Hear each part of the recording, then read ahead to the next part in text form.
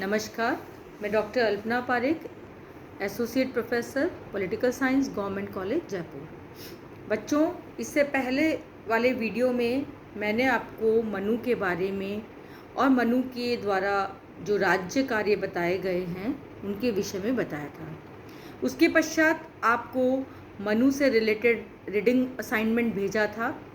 आशा करती हूँ कि वो रीडिंग असाइनमेंट आपने देखा होगा, पढ़ा होगा और कुछ समझने की कोशिश की होगी।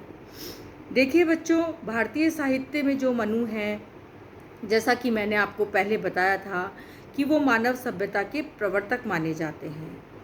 मानव सभ्यता के प्रवर्तक इस रूप में माने जाते हैं कि ये शतपथ ब्राह्मण में ये जल प्लावन की घटना का उल्लेख है, जिसमें बताया गया है कि समस्त पृथ्वी जल में जो है समा गई थी और पृथ्वी पर केवल मनुष्यों में एक मनु ही बचे थे।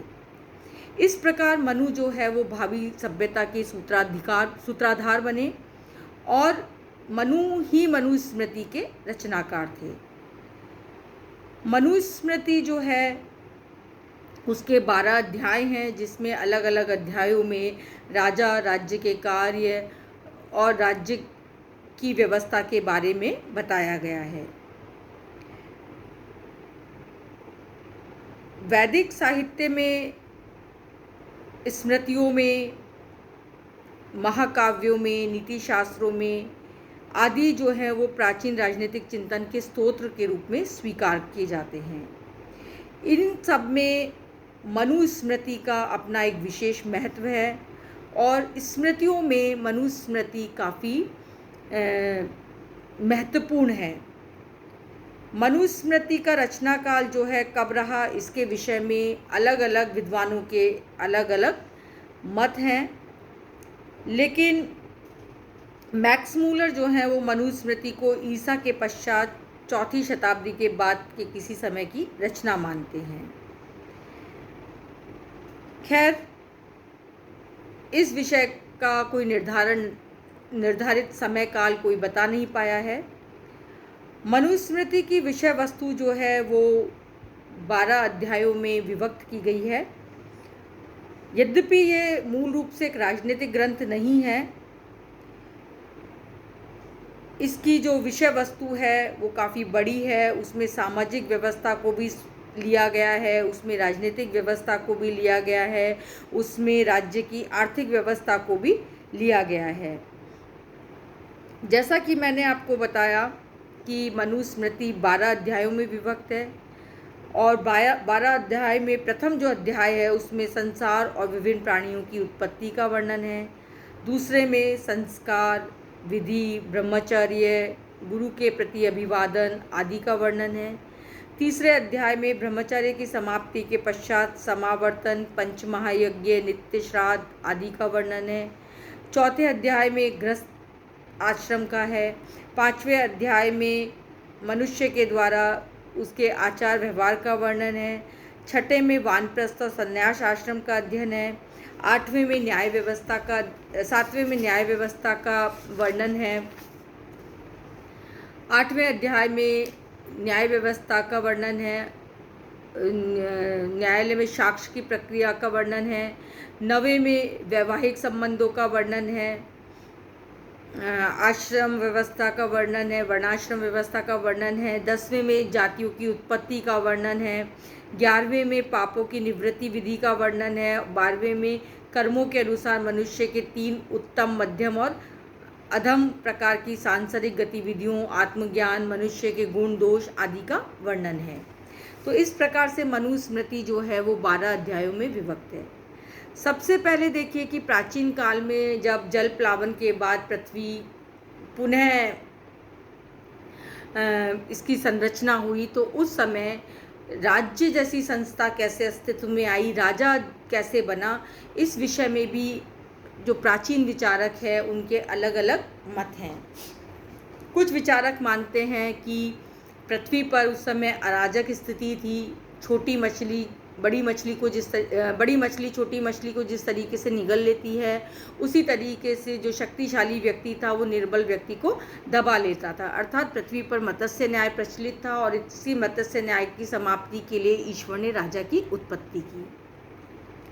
कुछ विद्वान मानते हैं कि राजा की उत्पत्ति जो है वो ईश्वर के द्वारा नहीं की गई, अपितु एक समझौते के द्वारा राजा की उत्पत्ति हुई। व्यक्तियों ने इस अराजक व्यवस्था से राहत पाने के लिए या अपनी सुरक्षा करने के लिए अपने में से ही एक व्यक्ति को राजा बनाया और उसको अपने अधिकार सौंपे और अपनी सुरक्षा की जिम्मेदारी उस पर डाल दी। तो ये अलग अलग प्राचीन विचारकों के अलग अलग विचार हैं राज्य की उत्पत्ति के संबंध में। मनु जो है वो कहते हैं कि राज्य की उत्पत्ति जो है वो दैवीय सिद्धांत के माध्यम से हुई। देखिए बच्चों, आपने 12th में पढ़ा होगा राज्य की उत्पत्ति के 5 सिद्धांत हैं। पहला, राज्य की उत्पत्ति का दैवीय सिद्धांत, जो ये मानता है कि पृथ्वी पर राज्य की उत्पत्ति ईश्वर के द्वारा की गई है। दूसरा है राज्य की उत्पत्ति का शक्ति सिद्धांत, जो ये मानता है कि शक्तिशाली व्यक्ति जो था उसने शेष पर राज्य किया, जिसकी लाठी उसी की भैंस। तीसरा सिद्धांत है समझौता सिद्धांत। सामाजिक समझौते के आधार पर अराजक व्यवस्था को समाप्त करने के लिए समाज के सारे व्यक्तियों ने मिलकर एक व्यक्ति को अपने अधिकार सौंपे और बदले में उस व्यक्ति से अपनी सुरक्षा की वायदा लिया। तीसरा है मातृशक्ति और पितृशक्ति की। पहले कुटुंब था, फिर माता उसकी मुखिया थी। पितृशक्ति वाले कहते हैं कि पिता उसका मुखिया था। जो एक ऑथेंटिक या जो सर्वमान्य सिद्धांत है वो है राज्य की उत्पत्ति का विकासवादी सिद्धांत, जो ये कहता है कि राज्य की उत्पत्ति एक दिन का परिणाम नहीं है, अपितु धीरे धीरे राज्य की उत्पत्ति होती गई। परिवार, परिवार से कुटुंब, कुटुंब से कबीला, कबीले से समुदाय, समुदाय से समाज, समाज से राज्य। अब हम बात कर रहे हैं कि मनु ने राज्य की उत्पत्ति किस रूप में मानी।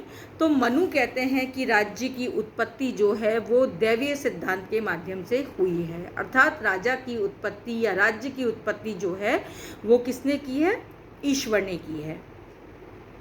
मनु कहते हैं कि इस संसार में राज्य के न होने पर बलवानों के डर से, प्रजा में व्याप्त असुरक्षा के कारण संपूर्ण संसार की रक्षा करने के लिए ईश्वर ने जो है वो राजा की उत्पत्ति की। इस तरीके से स्पष्ट होता है कि मनु ने राजा की उत्पत्ति राज्य के रूप में बताई है, अर्थात राज्य की उत्पत्ति के जगह उन्होंने राजा की उत्पत्ति का उल्लेख किया है। मनु के अनुसार राजा या राज्य जो है वो पर्यायवाची शब्द के रूप में प्रयुक्त किए हैं। अब मनु कहते हैं कि राज्य की उत्पत्ति से पूर्व की जो स्थिति थी वो बड़ी भयावह थी और उसकी कल्पना ने ये स्पष्ट कर दिया था कि संप्रभु संस्था के रूप में राज्य के अस्तित्व में आने से मानव समुदाय शासक और शासित के रूप में विभक्त हो गया।